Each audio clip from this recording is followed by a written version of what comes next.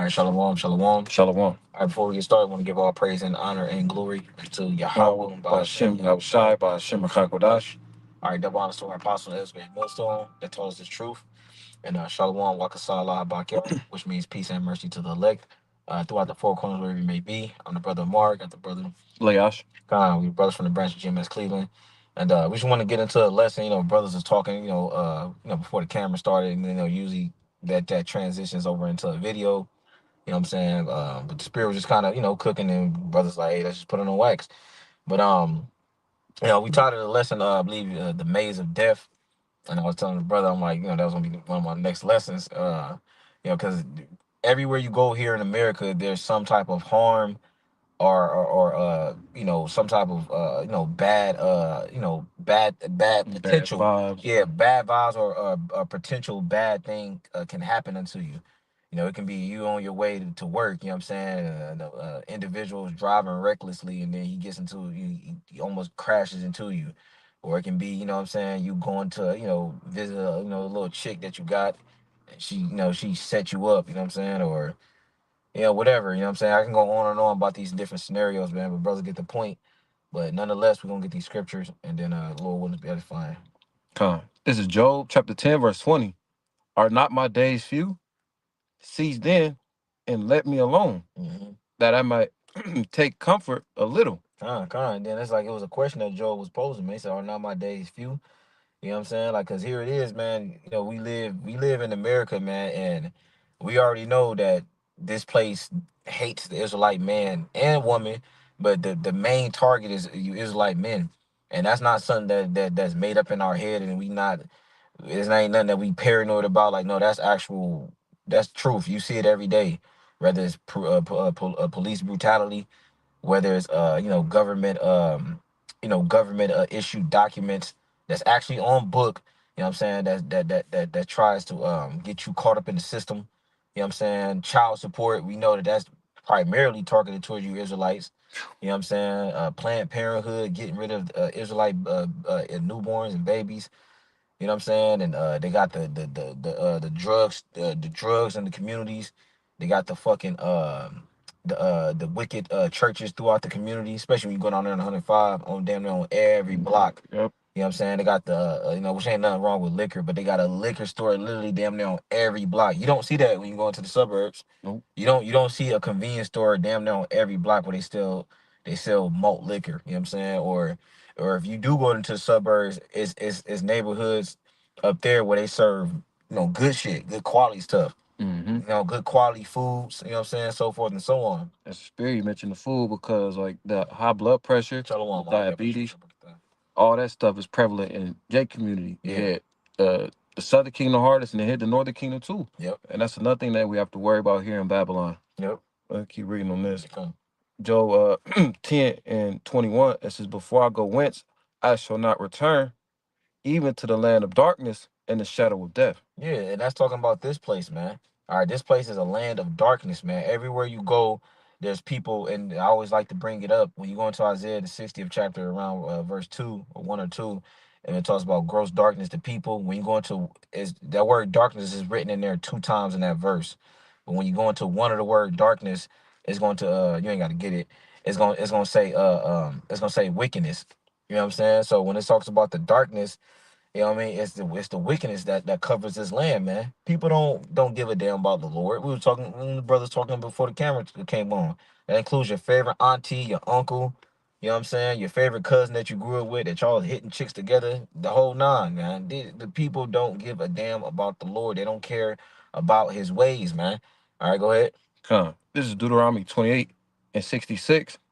And thy life shall hang in doubt before thee, and thou shalt fear day and night, Got it. and shall have none assurance of thy life. So it's gonna be constant fear, constant doubt, like the brother was saying. Like you go into a liquor store, somebody who look just like you gotta worry about this nigga. What the younger folks say, a slime you out. Yeah. Back door where that shit is exonerated here in America, where you're not raw unless you grimy. Yeah. And then it's pushed out in the music and stuff like that. So no matter how you slice it, you have to constantly watch your back. You have to watch your back from family members. Even though we at trying to do a good deed and help a brother. We on that part of town. Keep going. Huh. Now keep speaking. I'm going to the room. So when it comes to your life hanging in doubt, we can see it. We can see all the curses playing out, and that's why they are a sign. That's how we know that we are the Israelites. And get that Psalms 23. This is Psalms 23 and 4. It says, "Yeah, though I walk through the valley of the shadow of death," and the shadow of death is here in America. The valley of the shadow of death, valley because this place is spiritually and morally very low, and the death because of that Deuteronomy 28 that we just brought out. "I will fear no evil, for thou art with me. Thy rod and thy staff, they comfort me." So this is the difference between us and niggas, man. We lean on the scriptures. We're in the same valley of the shadow of death too. We're experiencing the same curses that all of our people are experiencing, but the difference between us and them, thy rod and thy staff, is these scriptures. What I'm looking at.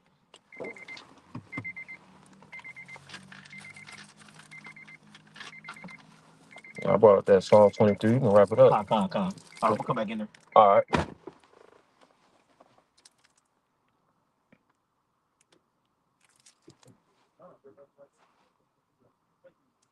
That's Psalms 23 and 4 from the top again. It says, "Yeah, though I walk through the valley of the shadow of death, I will fear no evil." Right? Because the angels are encamped round about those who fear you. How about Shem Shah? Catch. It's a lot. They got it. They're going to take care of it. Con. So I brought out that Deuteronomy 28 and went to that Psalms 23. Bring it back one more time. Yeah, con. Brother, can you go back to the Job 20 and 22? Yep. Yeah, Salaki, y'all. We had to help the brother. He's got something going on. This is Job chapter 10 and verse 22. Con. Oh, that's good. Yeah, Let me eat off that bone. It's a land of darkness, as darkness itself, and of the shadow of death, without any order, and where the light is as darkness. Yeah, so let's go into this, man. What it's talking about, man. It says a land of darkness, as darkness itself, and of the shadow of death, man. The brother already brought out the Psalms 23.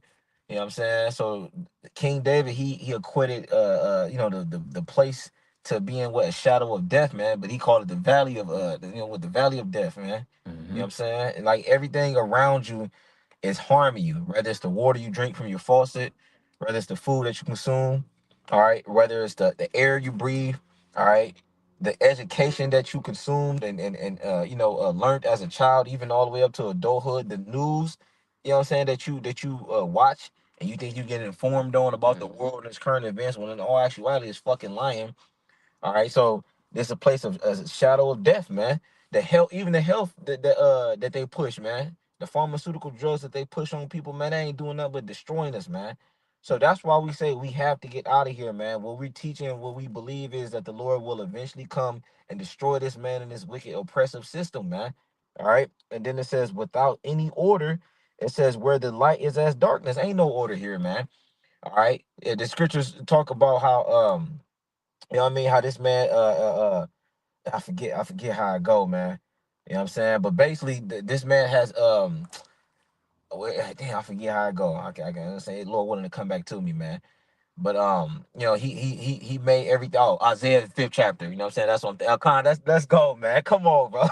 Let's go. You can't make it up, man. I wouldn't even, I couldn't even think about the precept. Then the brother already had it online. You know what I'm saying? Let's go, man. Oh, like It's starting coming back to me, bro. But go ahead. You know what I'm saying? This is Isaiah chapter 5 verse 20. My man. Woe unto them that call evil good and good evil. Yep. So woe, death, destruction, bad timing. Yes. Unto them that call evil good and good evil. And where is that happening the most? Here in Babylon, where a grown ass man could put on a wig and say, "I'm a woman," and if you don't respect it, you could potentially lose your job or face a discrimination suit. Yep. That's out of order. That's crazy. Yes. And it says, continuing on, that put darkness for light and light for darkness. So light, in terms of the scriptures, that represents the wisdom, knowledge, understanding, that represents the good things that the scriptures have to offer. And the darkness represents that confusion, the wickedness, the things contrary to the spirit of Yahweh Bashem Yahushai. It says that put bitter for sweet and sweet for bitter. The same thing. The topsy-turvy spirit, that wisdom of Solomon 2 spirit, contrary against the things that Yahweh Bashem Yahushai deem right, not what man deems right, what the Lord deems right. These things are made the norm. These things are considered good here in America. Yes. Yep. And contributing to that death, because sin, the wages of sin, the recompense for sin is death, and that's what these things ultimately lead to. Yep, yeah, like you said, he pretty much normalized wickedness and he shunned righteousness. He made the things that are righteous and that the Lord designed to be, bring forth life and do right by the men. He made that seem wicked. You know what I'm saying? But then his way is righteous, man. I think my left son on the precept. Yeah, Shalom, y'all about Shemel Shah Brakatah, bro. What it do? What he said? He said you got license and still fear of being pulled over. Man, what, bro? Real talk, Jake. Here it is, bro. Jake will have license and insurance, bro. Clean car, you know what I'm saying? The whole 9 yards, and you still worried about once when you see them blue lights in back and you actually your heart literally get the pounding. You like, damn, what these motherfuckers about to do, man? I might not make it home. Y'all might not make it home. That's a reality. It's a real reality because like I said, you was doing the speed limit and all. You wasn't speeding. You was doing the speed limit. You wasn't driving reckless, and they still fucking with you. You like, why they pull me over? You know what I'm saying? Shit, 2026, you still got to worry about sundown towns. Real talk. Ma said it says being pulled over, you don't even know if you are going to piss E off, and he said he gun you down. Yep, this is true, bro. Then Ma left John 3:19. It says, and this is the condemnation that light is coming to the world, and men love darkness rather than the light because their deeds are evil. Real talk, bro. Yep, Perfect precept. Like these people don't want to come out of this madness, bro. When like, because Ma be holding up the sign, American we destroyed. When people see that, they actually they catch an attitude. You know what I'm saying? They have a problem with it. But then when we bring out all the stuff that America's about, people just not finding out about the Epstein files and all of this shit. It go much deeper than that. But yet you still want America to go on? Like, you have to be insane, bro. You have to be actually fucking crazy. All that information to come about your politicians and the leaders of your world and what they're actually doing behind closed doors, and you still like, well, God bless America. God bless America, man. Like, what? Yeah, that shows you with it. That shows you with it. You know what I'm saying? You got it, all right. Con.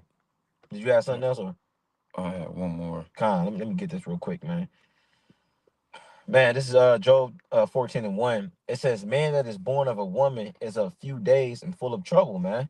And that's the thing, man. You know what I mean? Like, we already know, man. Predominantly, the curses fall. Well, not predominantly. The curses do fall on you Israelites, man. But we also know, according to like the prophecy as well, that they also is gonna fall upon the heathens. You know what I'm saying? But man that is born of a woman is a few days, man. Even some of our own mothers that born us, you know what I'm saying, that brought us forth, you know what I mean, through their womb, they don't even give a damn about us, man.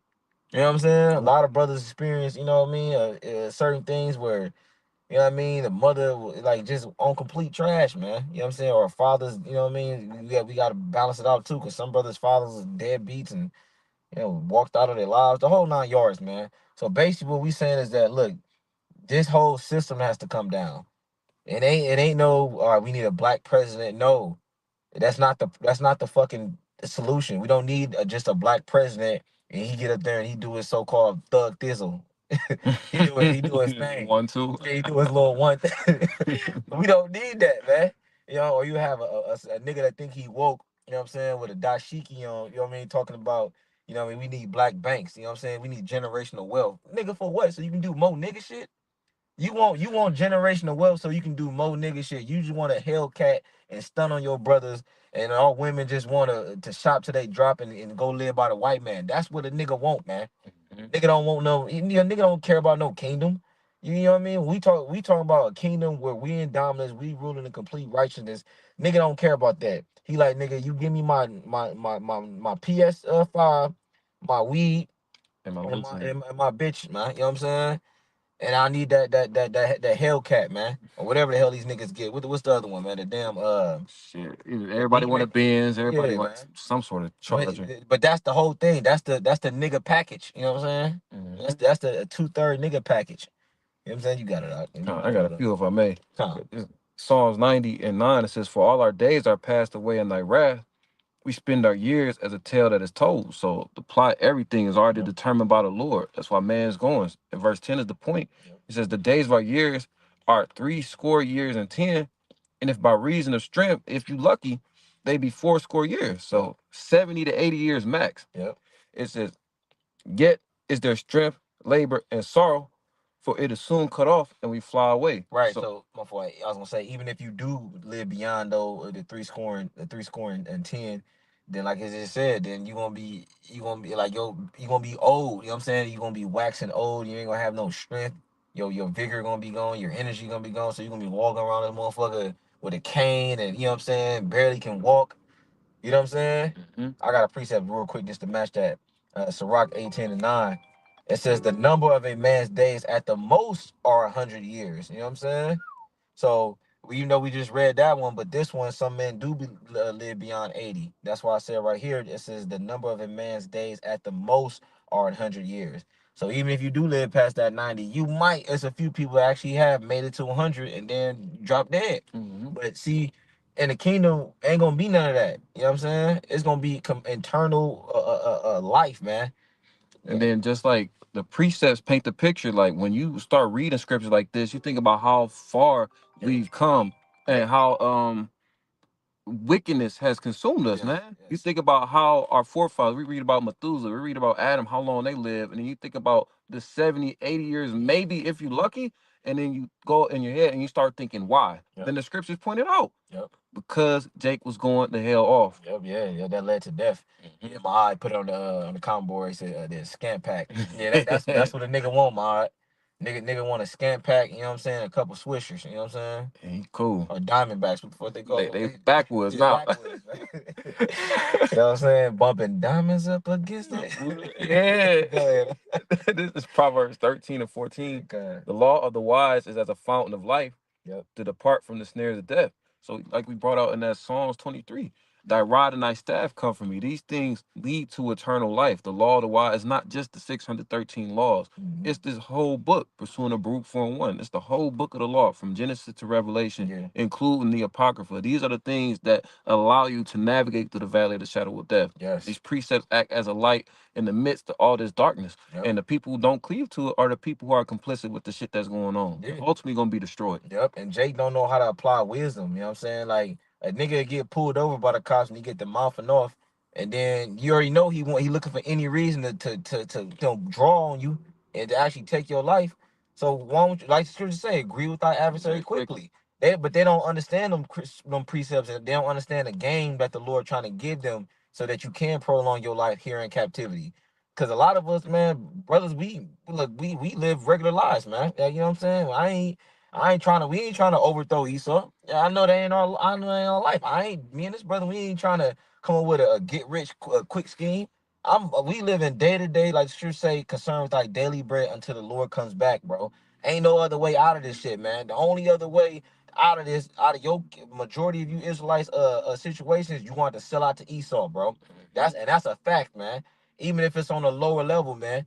But if you want to actually make it where you living like lavishly, like where you can afford them exotic ass cars and you got this big ass house and millions and millions of dollars, you gonna have to sell out to Esau in one way, shape, form, or another, man. There's some closing one. Okay, come. Hey man, the water man for you, Akim, man, the water mod for tuning in, man. That's bro right there. Hey, whoever else tuned in, the water, you know what I'm saying? Lord willing is edifying. With that, we'll give all praise and glory and honor until Yahweh, by Hashem, Yahweh Shai, by Hashem, Rakakodash. Double honors to our apostle Ezra Millstone, and Shalom, Wakasala, Habakyar. Peace and mercy to the elect. Hey, Baba Ball, man. Baba Ball.